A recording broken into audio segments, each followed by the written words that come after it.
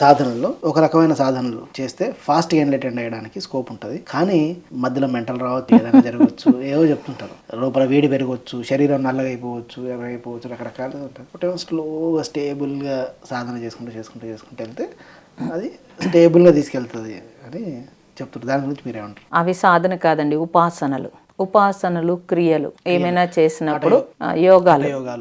హఠయోగం అని చెప్పక్కర్లేదు, కానీ యోగము రకరకాల యోగాల్లో ఉంటారు.